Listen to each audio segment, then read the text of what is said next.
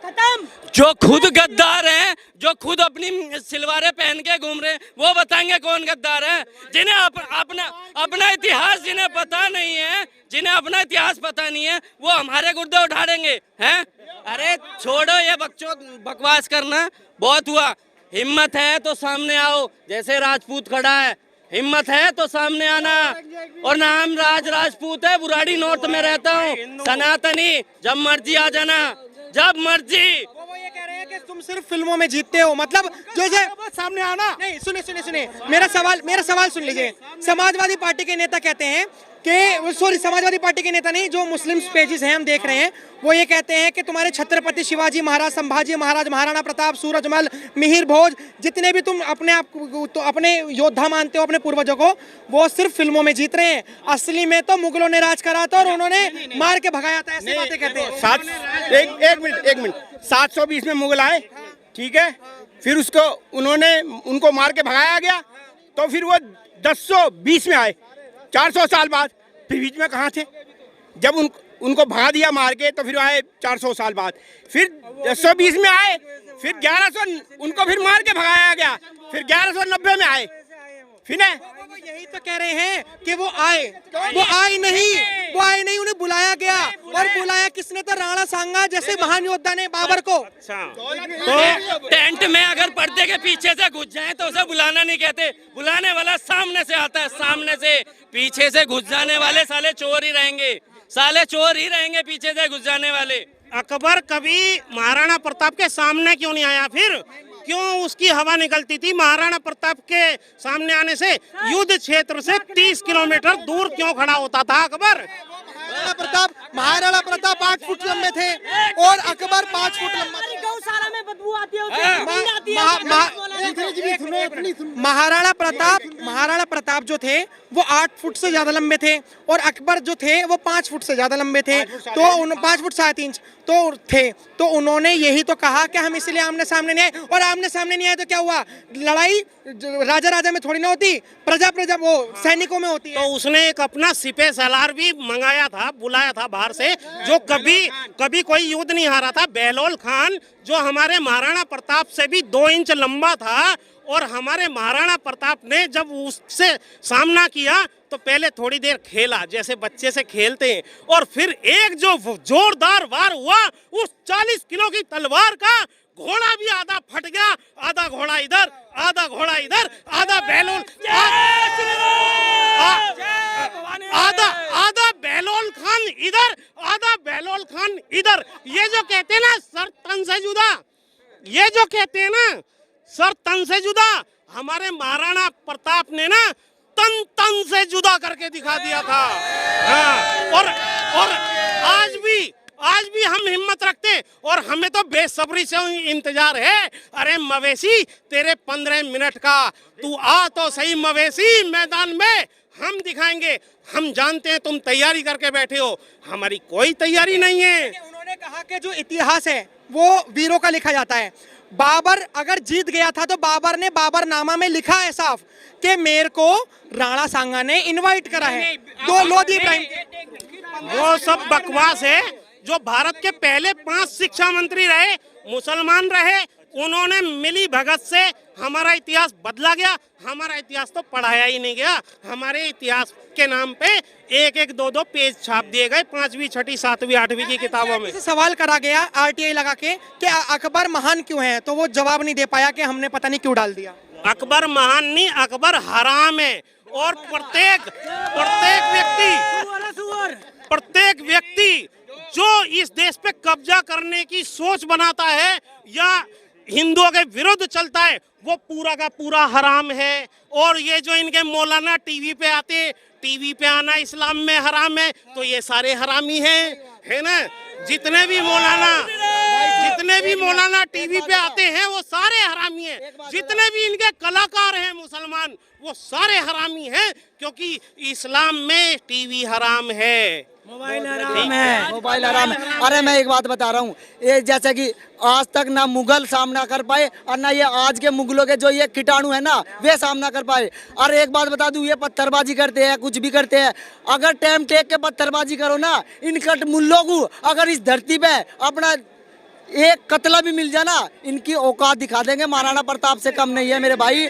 मेरा सवाल ये है हाँ। कि आपको लगता है कि राणा सांगा ने गद्दारी करके, मतलब अपनी प्रजा से गद्दारी करके और अपने लोगों से गद्दारी करके लोधी इब्राहिम को हराने के लिए, क्योंकि हमने इतिहास पढ़ा है तो 1517 में राणा सांगा ने हराया था और 1518 से 19 में दोबारा हराया था। तो जो राणा सांगा 2 बार हरा सकते हैं एक व्यक्ति को, उसे किसी को बुलाने की जरूरत क्या भाई पड़ी? सुन, एक मिनट मैं बताऊंगा।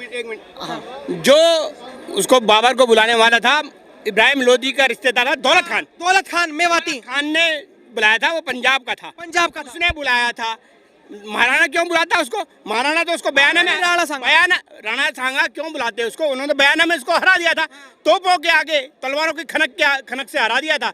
तो फिर वो है खानवा की लड़ाई में भले ही राणा हार गए, क्योंकि उसने पठान वहां से बुलाए थी। पठान की भी बात नहीं, वो तोपे लेकर आए थे। और हमारे जो भारत था वो इस चीज से अननोन था कि तोपे नाम की भी कुछ चीज होती है। और अकबर जो था ना, वो बंदूक चलाता था। जब भी वो लड़ने के लिए आता था, उसके बाद बंदूक होती थी, वो पीछे से मतलब ओट लेके बंदूक से वार करता था। लेकिन अभी भी वही कह रहे हैं, समाजवादी पार्टी के हमने कार्यकर्ताओं से बात करी, उन्होंने कहा कि तुम जो लोग हो ना, जो तुम्हारे महापुरुष जिन्हें तुम मानते हो, महाराणा प्रताप, सूरजमल, ये सिर्फ फिल्मों में जीत सकते हैं, ये रियल में नहीं जीते। ये रियल में नहीं जीते। एक सेकंड, अगर रियल में नहीं जीते तो 500 सालों का इतिहास क्यों खत्म कर दिया इतिहास से? हमें बताओ। ये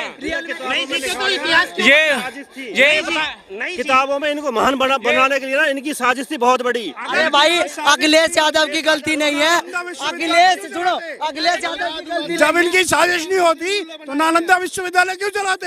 इनकी औकात नहीं चलाने की। हमारे अर्थ, हमारे शास्त्र, हमारे वेद, हमारे ग्रंथ क्यों फूके इन्होंने? इन मुसलमानों के आक्रांताओं ने जो हमारे विश्वविद्यालयों पे, हमारी संस्कृति पे, इन सबको मिटाने का ही काम किया है। हिंदू ने मिटाया कभी? हिंदू ने जागृत किया है। अखिलेश पार्टी कटमुल्लों से घिरी हुई है। उसके आसपास ये कीटाणु जिनके दिमाग में ना मुगलों के कीटाणु हैं, वे लोग ज्यादातर है, इसलिए उसे गाय के गोबर से बदबू आती है। वैसे कहता है दुर्गंध आती है, वैसे कहता है मैं कृष्ण का वंशज हूँ। सुना था कि अरे तू कुछ नहीं है, तू गद्दार है, तू मुगलों के मुंह के सारे चलता है। और इसीलिए उत्तर प्रदेश में से चलेगा ना, और जिंदगी में नहीं आएगा ये जिंदगी में नहीं आएगा। के पिता ने राम भक्तों की हत्या करवाई अयोध्या में, उसे गाय के गोबर में से बदबू नहीं आएगी तो खुशबू आएगी क्या? उसे तो मुसलमानों के तलवे चाटने में खुशबू आती है। उसे और वो हिंदू कायर है जो ऐसे भाषण सुन के और फिर भी उसे वोट दे, उत्तर प्रदेश में उसको समर्थन करे। लालच ऐसे लोगों की वजह से ऐसे लोगों की वजह से हमारे जो वीर पुरुष है वे शहीद हुए, बलिदान हुए, वे युद्ध हारे हैं। और नहीं तो उनकी रणनीति पे अगर चलते, सभी हिंदू उनका साथ देते, तो आज ये नौबत ना आती, ये वक्फ बोर्ड ना होता, 1947 का अगर बंटवारा होता तो ये कटमुल्ले ये सारे पाकिस्तान में होते, नहीं तो बंटवारा नहीं होता। मेरा सवाल, आपने कहा कि मुल्ला मुलायम सिंह, आपने कहा कि जो राम भक्तों के ऊपर, कार सेवकों के ऊपर गोली चलाई उन्होंने, मुलायम सिंह ने, तो हमने जब सवाल जवाब करे तो उन्होंने कहा अगर वो इतने बुरे होते मुलायम सिंह, तो तुम्हारे मोदी जी ने पद्मश्री से क्यों नवाज दिया मुलायम सिंह जी को? देखो उसके जो भी राजनीतिक कारण रहे हो, लेकिन हमारी नजर में हम उसका भी विरोध करते हैं। हम विरोध करते हैं, उसको नहीं मिलना चाहिए था पद्मश्री, है ना? उस हत्यारे को पद्मश्री मिलना ही गलत है, लेकिन वो राजनीतिक कारणों से दिया गया। और ठीक है, मेरे को एक चीज बताइए, राणा सांगा पे आते हैं। अगर आज की जनरेशन में अगर कोई एक अंधा हो जाता है, जिसकी एक हाथ कट जाता है, हाथ बेकार रहता है, या किसी का पैर बेकार रहता है, तो वो सरकार के भरोसे बैठ जाता है।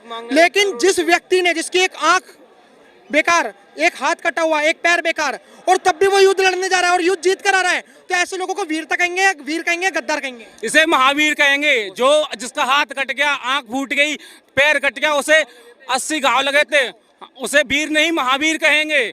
हमारे क्षत्रिय समाज में तो ऐसे वीर हैं जिनके सिर कट गए, वो भी लड़ते रहे। और ऐसे जो रामलीलाल सुमन ने जो किया है ना, उसे भी सजा मिलनी चाहिए। सरकार उसके खिलाफ एक्शन उठाए, ऐसे महावीरों के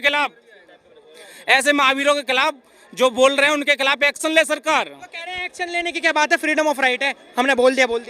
मैं पत्रकार महोदय जी आपसे बस ये पूछना चाहता हूँ, राणा सांगा जी गद्दार थे, कहाँ लिखा है ऐसा? वो गद्दार मतलब उन्होंने कहा है कि उन्होंने अपने भारत, जो अखंड भारत था, उससे गद्दारी कर दी मुगलों को बुला के। आप बोल रहे हो फ्रीडम ऑफ राइट है, तो फिर हिंदुओं के लिए क्यों नहीं है? ये बताओ। बोल सकते हमारे लिए जाते हैं नहीं है, हमें बोलने का हमें अधिकार नहीं है, क्यों ना बोले हम। आप बोल रहे हो मुलायम सिंह बोल रहे हैं, सही बोल रहे हैं सर, मुसलमान है, क्योंकि मुलायम सिंह की सरकार ने, मुलायम सिंह जी ने ही कहा था, मुलायम सिंह की सरकार ने, कि हिंदू सिर्फ हमारी बेटियां हैं, वो मुस्लिम हमारी बेटियां, हिंदू हमारी बेटियां नहीं है। यही अखिलेश यादव जी ने कहा था अपनी सरकार में कि सिर्फ वो मुस्लिम हमारी बेटियां हैं। तो हम क्या कहेंगे इसे? 2013 की घटना है, जब अखिलेश यादव मुख्यमंत्री था। गाजियाबाद की घटना है, एक दूध वाले यादव जी थे, डेयरी वाले, कोई लड़कियों को छेड़ रहे थे जिहादी उनकी डेयरी के बाहर, उन्होंने हस्तक्षेप करा, रोका, उन लड़कियों को बचाया, तो वो जिहादी वहां से चले गए। थोड़ी देर बाद वो और लोगों को लेके आए और उन यादव जी की हत्या कर दी वहां पे डेयरी के बाहर ही। तब यादव, ये अखिलेश यादव नहीं आया। लेकिन ऐसे क्यों हो रहा है कि तुम जितना हिंदुओं को गाली दोगे और जितना तुम महापुरुषों को जिन्होंने भारतीय संस्कृति के लिए लड़ाई लड़ी, तुम जितना गाली दोगे उतना ऊपर उठोगे। जैसे कि महाराष्ट्र में समाजवादी पार्टी का नेता है, मैं नाम भूल रहा हूँ उनका, अब्बू आजमी, और अब ये रामजी लाल सुमन। और जब जो क्षत्रिय समाज में जैसे करणी सेना का एक ऑर्गेनाइजेशन है, उसने हमला करा उनके घरों पे, तो उन्होंने कहा कि ये दलित के ऊपर हमला हुआ है, ये किसी सांसद के ऊपर हमला नहीं हुआ। तुम बदतमीजी करो, तुम हमारे देवी देवताओं को उल्टा सीधा बोलो और फिर दलित बन जाओ। मेरे साथ भी दलित रहते हैं, मैं दलितों के मोहल्ले में ही रहता हूँ, मेरा मिक्स मोहल्ला है ना, और वहाँ सब मंदिर जाते हैं, सब पूजा पाठ करते हैं, ऐसा कुछ नहीं है। ये सेवा ये केवल बांटने के लिए, हिंदुओं को बांटने के लिए। 36 बिरादरी हैं, इन्हें अलग अलग कर दो। अरे मुसलमानों के भी तो 72 फिरके हैं, उन्हें क्यों नहीं बोलते? कुरैशी जो है खान से क्यों चिढ़ता है, खान कुरैशी से क्यों चिढ़ता है? ये तो, अरे ये तो हमारे, तो हम मर जाएं तो हमारा एक ही शमशान घाट में दाह संस्कार हो जाता है। अरे ये तो मुर्दा तक उखाड़ के फेंक देते। अरे वहाबी का मुर्दा है, यहाँ नहीं दबेगा। अरे ये तो सुन्नी का मुर्दा है, यहाँ नहीं दबेगा। अरे ये तो देवबंदी का मुर्दा है, अरे ये तो बरेलवी का मुर्दा है, बरेलवी के कब्रिस्तान में ले जाओ। मस्जिदें भी इन्हें अलग अलग चाहिए। ये बरेलवी की मस्जिद है, ये दहलवी की मस्जिद है, ये देवबंदी की मस्जिद है, ये फलाने फिरके की मस्जिद है। अरे तुम क्यों आपस में लड़ते हो? जब तो कुछ नहीं होता, जब तुम एक दूसरे के मर्डर करते हो। मर्डर कराना सिखा रहे हो ना अपने बच्चों को। आज तुम्हारे बच्चे तुम पे ही हथियार उठाने शुरू कर दिए हैं। हमारे तो मर्डर हो रहे हैं, लेकिन आज मुसलमान का मर्डर कर रहा है। ऐसा क्या कारण हो सकता है? क्या वो औरंगजेब को आइडल मानने, जैसे औरंगजेब ने अपने बाप को जेल में डाल दिया, भाई का सर कटवा दिया राजनीति के लिए? तो मतलब मेरा सवाल भी यही है कि औरंगजेब ने तो मस्जिदें भी तोड़ी मंदिरों के साथ साथ। जो मुस्लिम मानते हैं कि अल्लाह से ताल्लुक रखने के लिए नमाज हम अदा करते हैं, तो वो तो अल्लाह का भी नहीं औरंगजेब, तो औरंगजेब को वो मान क्यों रहे हैं? औरंगजेब हज करने क्यों नहीं गया? पैसे कम पड़ गए थे क्या? है इतना माल लूटने के बाद भी वो हज करने क्यों नहीं गया? मैं बताता हूँ। इनमें से औरंगजेब क्या, अकबर, बाबर और शेरशाह सूरी, हुमायूं, जितने भी थे ये कोई भी हज करने नहीं गए। क्यों नहीं गए? क्योंकि कुरान में लिखा हुआ है, कुरान में लिखा हुआ है कि कब्जा करी हुई जमीन पे अगर नमाज पढ़ोगे तो वो नमाज मकरू हो जाती है। मकरू का मतलब खारिज, वो लगी ही नहीं तुम्हारी नमाज। तो भारत में भी अब ये जो आज का भारत है, इसमें जितनी भी मस्जिदें ये सब ज्यादातर कब्जा करी हुई जमीन पे है।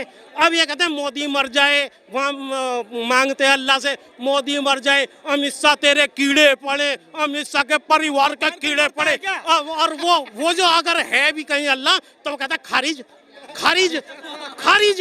तो अल्लाह सुनता ही नहीं इनकी। अल्लाह इसलिए नहीं सुनता क्योंकि उसे भी पता है कि इन्होंने अवैध कब्जे कर रखे हैं और वहाँ बैठ के ये मेरी इबादत करते हैं, रेल के सामने बैठ के मेरी इबादत करते, दूसरों को परेशान करते। अरे अल्लाह ने तो कहा है दूसरों को परेशान मत करो।